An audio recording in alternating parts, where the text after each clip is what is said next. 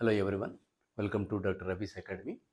In today's class, you will be understanding kinematic pair. So let us see the definition of kinematic pair and then we'll get into the detailed classification of kinematic pair. Now, let us define kinematic pair.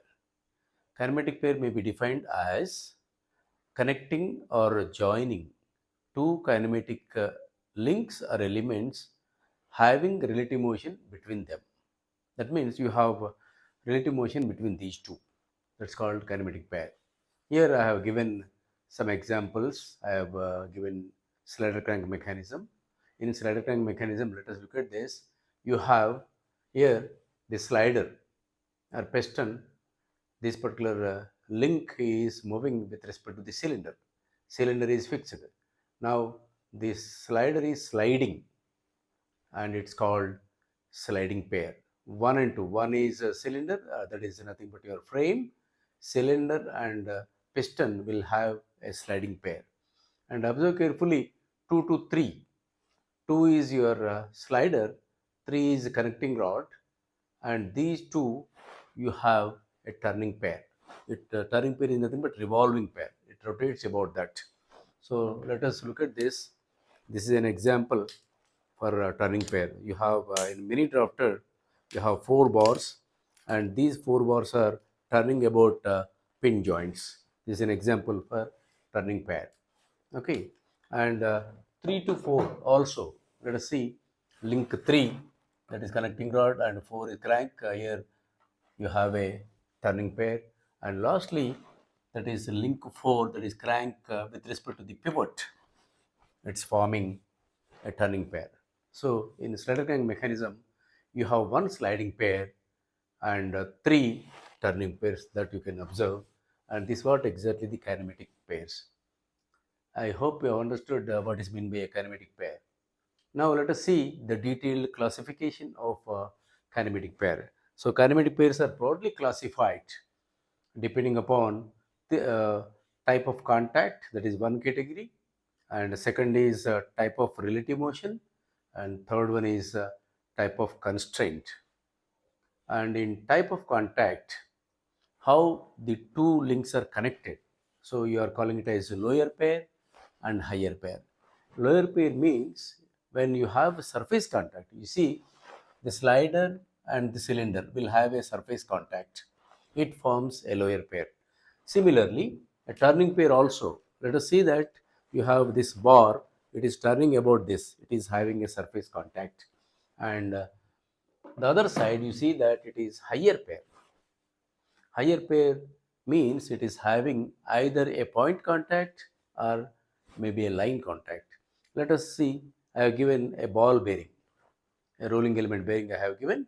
You see that outer race and inner race, in between you have a number of rollers, and these rollers are rolling inside, and it will have a point of contact on the inner race and as well as on outer race. So that's what exactly it forms a higher pair.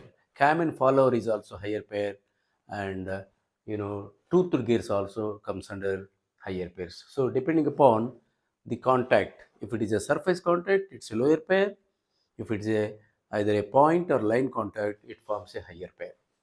And your KOM subject, you can treat that it is mechanisms with the lower pairs and higher pairs only. Now the other category, that is a type of motion, relative motion. Here you see that sliding pair. Sliding pair is nothing but you can see that the piston is sliding inside the cylinder. This forms a sliding pair. Turning pair, and already we have listed out the turning pairs. 2 3 forms a turning pair, and 3 4 forms a turning pair, as well as 4 1 also forms a turning pair. Rolling pair, you see that rolling pair example is ball bearing, right? It rolls and it will have a point contact if it is a ball, and if it is a roller you have a line contact. Let us see the screw pair.